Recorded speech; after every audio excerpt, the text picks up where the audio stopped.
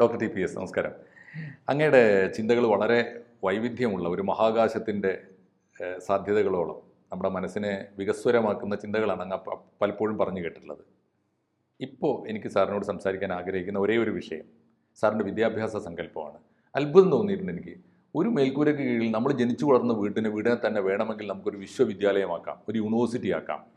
ലോകത്തിലെ എല്ലാതരം വിദ്യാഭ്യാസങ്ങളുടെയും വൈവിധ്യത്തെ സമന്വയിപ്പിച്ചുകൊണ്ട് എല്ലാവർക്കും സാധ്യമായ ഈ നമ്മൾ പറഞ്ഞ വിദ്യാഭ്യാസ ചെലവുകൾ, വിദ്യാഭ്യാസത്തിൻ്റെ വലിയ ഇൻവെസ്റ്റ്മെൻറ്റ്, ബജറ്റ് അലോക്കേഷൻ അതൊന്നും ഇല്ലെങ്കിൽ പോലും വിദ്യാഭ്യാസത്തെ വലിയ തോതിൽ സാധ്യമാക്കുന്ന ഒരു കൺസെപ്റ്റ് അങ്ങ് മുന്നോട്ട് വെക്കുന്നുണ്ട്. അത്തരത്തിലൊരു കൺസെപ്റ്റ് മറ്റാരും ഇതുവരെ പറഞ്ഞത് ഞാൻ കേട്ടിട്ടില്ല. എൻ്റെ അറിവിൻ്റെ പരിമിതിയാണെന്നറിയില്ല. എങ്കിലും ആ കൺസെപ്റ്റിനെ കുറിച്ച് ഞാൻ ഇടപെടുന്നേയില്ല. സാർ 10 മിനിറ്റ് പറയൂ ഞങ്ങളുടെ പ്രേക്ഷകർക്ക് വേണ്ടി. നമ്മുടെ വിദ്യാഭ്യാസം ഇടപെടാണ്ടിരിക്കാൻ പറ്റില്ല. ഞാൻ ചോദ്യം ചോദിക്കും. നമ്മുടെ വിദ്യാഭ്യാസ ആദ്യത്തെ മന്ത്രി UGC തുടങ്ങിയ ആൾ ആരാന്നറിയാം? കലാമാണ്. അബുൽ കലാം ആസാദ്.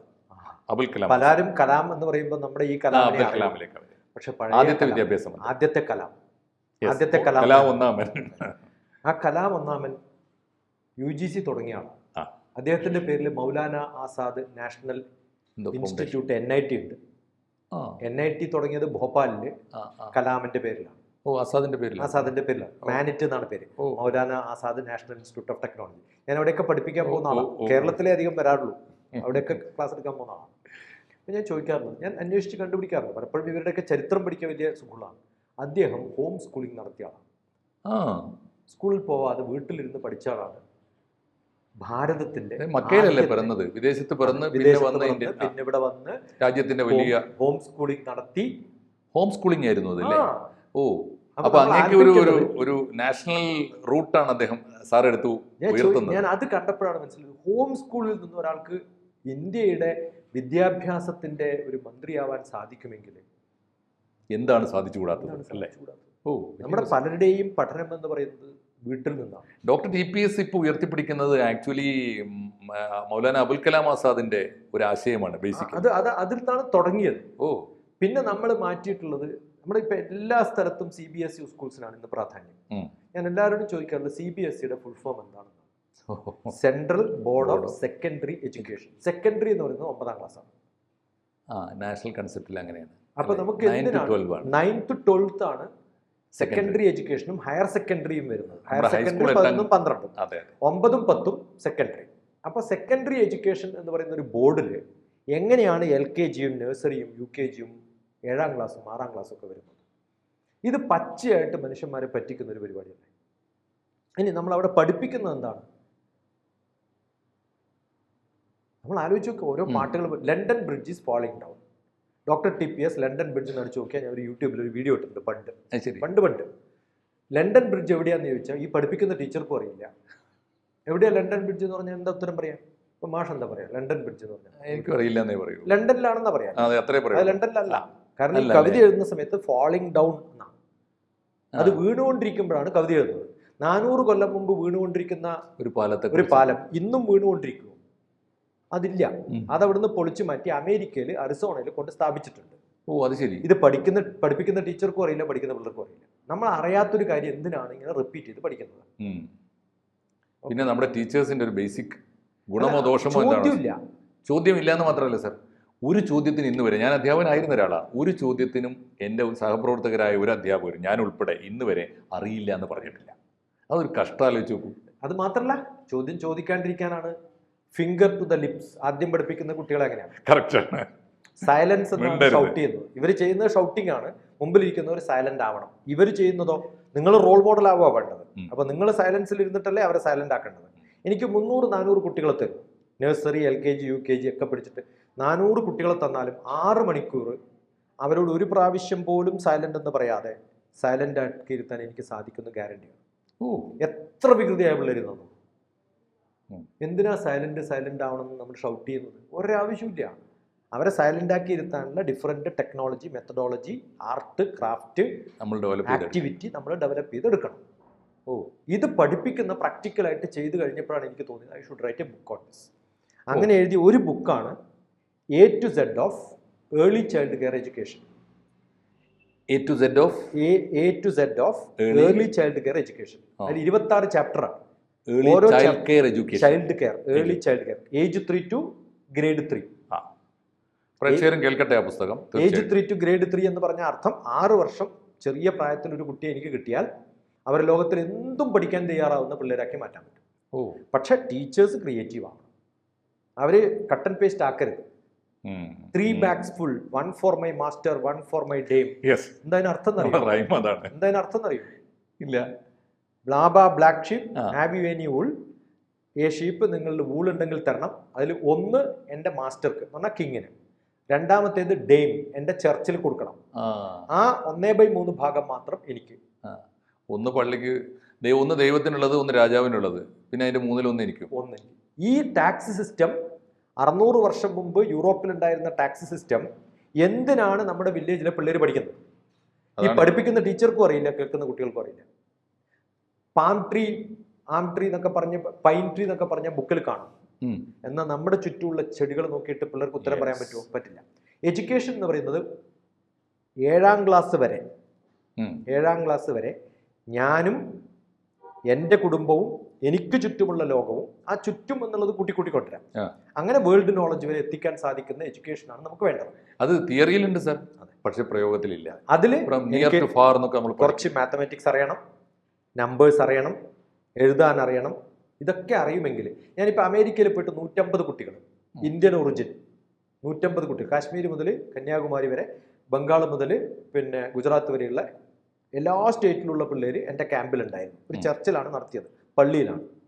ആ 150 കുട്ടികളുടെയും പാരൻസിനോട് ഞാൻ പറഞ്ഞു, നിങ്ങളുടെ മക്കൾക്കൊക്കെ മദർ ടങ്ങിൽ അല്ലെങ്കിൽ അതർ ടങ്ങിൽ, മദർ ടങ് വേണമെന്നില്ല, അതർ ടങ് ആയാലും നിങ്ങൾ ജനിച്ചത് ഇപ്പം നമ്മുടെ നാട്ടിൽ തന്നെ ആവണമെന്നില്ല. ഇപ്പം കേരളത്തിൽ നിന്ന് പോയി തെലുങ്കിലാണ്, ആന്ധ്രയിലാണെങ്കിൽ തെലുങ്ക് എഴുതാൻ നിങ്ങൾക്ക് അറിയണം. അങ്ങനെ അറിയാത്തവർ ആരൊക്കെയാന്ന് വെച്ചപ്പോൾ എല്ലാവരും കൈപൊക്കി. ഒരു കുട്ടികൾക്കും അറിഞ്ഞൂടാ. ഞാൻ പറഞ്ഞു 3 ദിവസം തരാം, അച്ഛനും അമ്മക്കും അറിയുന്ന ഏതെങ്കിലും ഒരു ഭാഷ നിങ്ങളെല്ലാവരും പഠിച്ചു വരണം. അപ്പോൾ പാരൻസ് വന്നിട്ട് പറഞ്ഞു, ഇറ്റ്സ് ഇമ്പോസിബിൾ, ഞങ്ങൾ കഴിഞ്ഞ 5 കൊല്ലമായി ശ്രമിക്കുന്നു, 10 കൊല്ലമായി ശ്രമിക്കുന്നു, നടക്കില്ല മാഷെ. ഞാൻ പറഞ്ഞു 3 ദിവസം. 4ാമത്തെ ദിവസം ഞാനൊരു വൈറ്റ് ബോർഡ് വെക്കും, റാൻഡംലി കുട്ടികളെ വിളിക്കും.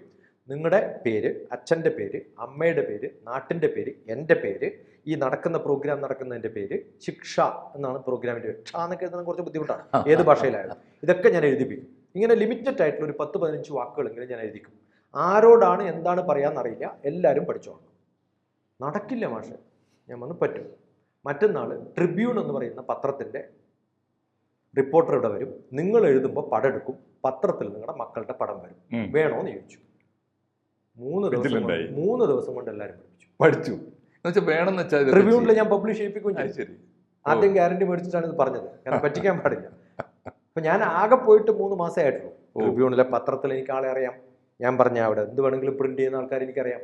നമ്മൾ ഈ നെറ്റ്വർക്കിംഗ് എന്ന് പറയുന്നത് ചെയ്തു കഴിഞ്ഞാൽ അത് നമുക്കൊരു ഉണ്ടാക്കുന്നൊരു മോട്ടിവേഷൻ ഉണ്ടല്ലോ, നമുക്ക് കിട്ടുന്നൊരു ധൈര്യം. നമുക്ക് പലപ്പോഴും ചെയ്യാത്തത് അനാവശ്യമായിട്ടുള്ള പ്രഷർ കൊടുത്ത് പഠിക്കും. അടുത്ത കാലത്ത് എൻ്റെ ഒരു സുഹൃത്തിൻ്റെ വീട്ടിൽ പോയ സമയത്ത് ഞാൻ കൊച്ചു മകള് 6ാം ക്ലാസ്സിലാണ് പഠിക്കുന്നത്, മലയാളം എഴുതാൻ അറിയോ ചോദിച്ചു. ഹൈദരാബാദിൽ ഇല്ല പറഞ്ഞു. അച്ഛൻ അറിയോ ചോദിച്ചു. അച്ഛനും അറിയില്ല. ഞാൻ ഇന്ന് അച്ഛൻ ഓഫീസിൽ നിന്ന് വരുമ്പോഴത്തേക്കും സർപ്രൈസ് കൊടുക്കാം, മലയാളം എഴുതാൻ ഇപ്പോൾ പഠിക്കാൻ പറഞ്ഞു. ഉടനെ അച്ഛൻ്റെ പേര്, അമ്മയുടെ പേര്, പത്രത്തിലുള്ള കുറേ സാധനങ്ങളൊക്കെ വായിച്ച് കൃത്യമായിട്ട് എഴുതി 1/2 മണിക്കൂർ കൊണ്ട്. നമ്മൾ ഈ കാക്ക പഠിപ്പിക്കുമ്പോഴാണ് ബുദ്ധിമുട്ട്. അതിന് പകരം വേർഡ്സ് യൂസ്ഫുൾ ആയിട്ടുള്ള, നമുക്ക് അറ്റാച്ച്മെന്റ് ആയിട്ടുള്ള സംഭവങ്ങൾ പഠിക്കാനാണെങ്കിലും ഭാഷ പഠിക്കാൻ വളരെ എളുപ്പമാണ്. ഞാൻ തമിഴ്, കന്നഡ, തെലുങ്ക്, ഗുജറാത്തി, ബംഗ്ല ഈ ഭാഷയിലൊക്കെ നമ്മൾ പഠിക്കുന്നത് എങ്ങനെയാണെന്ന് വിചാരിച്ചു കഴിഞ്ഞാൽ, ഉപയോഗിക്കാൻ ആവശ്യമായിട്ടുള്ള സംഭവങ്ങളൊക്കെ നമ്മൾ പഠിച്ചു കഴിഞ്ഞാൽ ഭാഷ അതിനു വേണ്ടിയാണ്. നമ്മൾ നമ്മുടെ കുട്ടികൾ അത് പഠിപ്പിക്കില്ല, നമ്മളിത് അടിച്ചേൽപ്പിക്കുകയാണ്. ഇപ്പൊ 10ാം ക്ലാസ്സിലെ കുട്ടികളോട് ഇംഗ്ലീഷിൽ ഒരു 4 വാക്ക് പറയാൻ പറഞ്ഞാൽ പറ്റില്ല. 10 വർഷം CBSE ഇംഗ്ലീഷ് മീഡിയത്തിൽ പഠിച്ചിരുന്ന കാര്യം ഇത് പഠിപ്പിക്കുന്ന ടീച്ചർക്ക് പോലും കമ്മ്യൂണിക്കേഷൻ സ്കില്ലില്ല. അപ്പൊ നമ്മൾ ഇത് മാറ്റണം. രണ്ടാമത്, ഇത് എഡ്യൂക്കേഷനിൽ നമ്മുടെ ക്ലാസിന്റെ സ്ട്രക്ചർ ഉണ്ടല്ലോ. ഒരു സാധാരണ കുട്ടി വലിയ സീറ്റിൽ, ഈ വലുപ്പത്തിലുള്ള സീറ്റിൽ ഇരിക്കാൻ പറ്റില്ല. നമ്മൾ 1 ഫീറ്റുള്ള ഒരു ചെറിയ ചെയർ, സ്റ്റൂളൊക്കെയാണ് കൊടുക്കുക ഇരിക്കാൻ. അങ്ങനെയാണല്ലോ പതിവ് LKG UKG-ലൊക്കെ. അതിലിരിക്കുന്ന ഒരു കുട്ടിയുടെ സീറ്റ് മുതൽ കണ്ണ് വരെയുള്ള ഹൈറ്റ് എന്ന് പറയുന്നത് 1 ഫീറ്റ് ഉണ്ടാവുള്ളൂ. അപ്പൊ 2-2.5 ഫീറ്റിലാണ് അവരുടെ ഐ കോണ്ടാക്ട്. ഒരു ടീച്ചർ നിൽക്കുമ്പോൾ ടീച്ചറുടെ ശരീരത്തിന്റെ ഏത് ഭാഗമാണ് കാണുക? അരയുടെ ഭാഗം കാണും. അത് രാവിലെ മുതൽ ഉച്ച വരെ കാണിച്ചുകൊണ്ടിരുന്നു കഴിഞ്ഞാൽ ഈ കുട്ടി എന്ന് പറയുന്ന ഒരു കുട്ടിയുടെ സങ്കല്പത്തിൽ അവർ അങ്ങോട്ട് തിരിഞ്ഞാലും ഇങ്ങോട്ട് തിരിഞ്ഞാലൊക്കെ സങ്കല്പത്തിൽ ഇതാ കാണാം. അത് അധികം നോക്കില്ല അവർ. നമ്മളൊരാൾ, ഞാൻ അങ്ങയോട് സംസാരിക്കുന്ന സമയത്ത് ഐ ടു ഐ കോണ്ടാക്ട് ഇല്ലെങ്കിൽ കമ്മ്യൂണിക്കേഷൻ നടക്കില്ല. കറക്റ്റാണ്. കമ്മ്യൂണിക്കേഷൻ നടക്കണം. ഞാൻ ഈ സ്പീക്കിംഗ് ഇന്നബിലിറ്റി ഒക്കെ ഉള്ള കുട്ടികളോട് സംസാരിക്കുമ്പോൾ നമ്മൾ കണ്ണിൽ നോക്കിയിട്ട് വാ വാ വാ എന്ന് പറയുമ്പോഴാണ് അവർ വാ എന്ന് പറയാം. ഈ കമ്മ്യൂണിക്കേഷൻ ഇല്ലാത്തൊരു സ്ഥലത്ത് ഈ ടീച്ചർമാർ ഇങ്ങനെ നിൽക്കരുത്. അതുകൊണ്ട് എൻ്റെ ഒരു കൺസെപ്റ്റ് ഓഫ് എഡ്യൂക്കേഷനിൽ ഇരിക്കുന്ന സ്ഥലം ടീച്ചർ നിരത്ത് നിന്നിട്ട് കുട്ടികൾ ചുറ്റും നിൽക്കണം. അതുകൊണ്ടാണ് എൻ്റെ കൺസെപ്റ്റിന് ഗ്രാൻഡ് മാ ചൈൽഡ് കെയർ ശിക്ഷാ ഗുരുകുലം. ഗ്രാൻഡ് മദർ ഒരിക്കലും നിൽക്കാറില്ല. ഗ്രാൻഡ് മദർ ഇരിക്കും, കുട്ടികൾ നിൽക്കും. അങ്ങനെ കഥാരൂപത്തിൽ, ആക്ടിവിറ്റി രൂപത്തിൽ നമ്മളിപ്പം വാക്സും മറ്റുപയോഗിച്ചിട്ട് ക്ലേ മോഡലൊക്കെ ഉണ്ടാക്കിയിട്ട് കൈയൊക്കെ നാനാ ഇതാക്കി കളറാക്കി എന്തിനാ ഇങ്ങനെ ചെയ്യണേ? ഞാൻ പറയുന്നത്, നിങ്ങൾ ഗോതമ്പ് പൊടി മേടിച്ചിട്ട് നല്ലപോലെ മൈദ മേടിച്ചിട്ട് അതൊക്കെ ഒന്ന് നല്ലപോലെ ഷേപ്പാക്കി തവളയാക്കി സ്കൂളിൽ തന്നെ ഒരു കിച്ചൺ വെച്ചിട്ട് ആ തവളയെ ചൂടാക്കിയിട്ട് പിള്ളേർക്ക് കൊടുക്കൂ, സുഖമായിട്ട് കഴിച്ചോളൂ. ഗംഭീരായിരിക്കും അത്. ആണല്ലോ പറ. എത്ര താല്പര്യത്തോടെ ചെയ്യുമല്ലേ? ചെയ്യില്ലേ? അതെ അതെ, ഒരു മടുപ്പും ഉണ്ടാവില്ല. ഞാനൊക്കെ എൻ്റെ കുട്ടികൾക്ക് ഇഡ്ഡലി ഉണ്ടാക്കുന്ന സമയത്ത് ഞാൻ ചെയ്യാറുള്ളതാണ്. ഇഡ്ഡലി ഉണ്ടാക്കുന്ന സമയത്ത് അതിനകത്ത് 2 കാഷ്യൂനട്ട് വെക്കും, താഴത്തൊരു ക്യാരറ്റ് വെക്കും. അപ്പൊ കണ്ണുമായി മൂക്കുമായി. അത് ടിഫിൻ തുറക്കുമ്പോഴാണ് ഇത് കാണുന്നത്. ശില്പമായി, ഫുഡായി. നമ്മൾ കുറച്ചും കൂടി ക്രിയേറ്റീവ് ആയിക്കൂടെ? അപ്പൊ നമുക്ക് ക്രിയേറ്റീവ് ആയിട്ടുള്ള ടീച്ചേഴ്സിനെ സൃഷ്ടിക്കാൻ സാധിക്കുന്ന ഒരു 10-20 പേരൊരു ഗ്രാമത്തിലുണ്ടെങ്കിൽ അവർക്ക് ഇങ്ങനെ ഒരു സ്കൂൾ തുടങ്ങാം. എന്താണ് സാറിന്റെ ഒരു മാസ്റ്റർ പ്ലാൻ? ഈ മാസ്റ്റർ പ്ലാൻ ഇതാണ്. ഒരു ചെറിയ ഗ്രാമത്തിൽ 10-20 പേര് റെഡി ആയിട്ടുണ്ടെങ്കിൽ, ഞാനിപ്പം വെസ്റ്റ് ബംഗാളിൽ അവിടെ ഇവിടെയൊക്കെ പോയിട്ട് ചെയ്യുന്നതാണ് ചെയ്തുകൊണ്ടിരിക്കുക. ഇപ്പോൾ ഉള്ള LKG UKG ക്ലാസ് മുറികളെ I convert them into grandma child care Shiksha centre. എങ്ങനെ ഈ ഗവൺമെന്റ് സപ്പോർട്ട് എങ്ങനെ? ഒന്നുമല്ല, നമ്മൾ ഗവൺമെന്റ് ഒന്നും ആലോചിക്കേണ്ട കാര്യമില്ല. നമുക്ക് ഇതൊക്കെ, കാരണം ഈ ഒരു ഫ്രെയിം വർക്കിൽ നമ്മളിപ്പോൾ ഒരു കൺസെപ്റ്റുമായിട്ട് കേരള മിനിസ്റ്റർ കണ്ടു എന്ന് വിചാരിക്കും. അവരാദ്യം വിചാരിക്കുക എത്ര കാശ് പാർട്ടിയിൽ പോകും. ഇത് ബിസിനസ്സാണ്. എന്തുകൊണ്ടാണ് CBSE സ്കൂളും ഗവൺമെന്റ് സ്കൂൾസിന് പകരം വളരുന്നത്? പക്ഷേ ഓർഗനൈസേഷൻ വേണ്ടേ സാറിന്? ഇത് പ്രൊപ്പഗേൻഡ ഒന്നും ആവശ്യമില്ല. നമ്മൾ ഈ സിംഗിൾ മാനായിട്ടും ഞാൻ എത്തുന്ന ഓരോ മുക്കിലും മൂലക്കും എത്തുന്നില്ലേ? നോർത്ത് ഈസ്റ്റില്, പിന്നെ അരുണാചൽ പ്രദേശിൽ ഒരു 60 പ്രാവശ്യം പോയിട്ട് ക്ലാസ് എടുത്തിട്ടുള്ള ആരാ ഉണ്ടാവുക? കേരളത്തിൽ നിന്ന് 37 സ്കൂൾസിൽ പോയിട്ട് ക്ലാസ് എടുത്തിട്ടുള്ള, ക്യാമ്പുകൾ 10 ദിവസം നടത്തിയിട്ടുള്ള ആരുണ്ടാവും?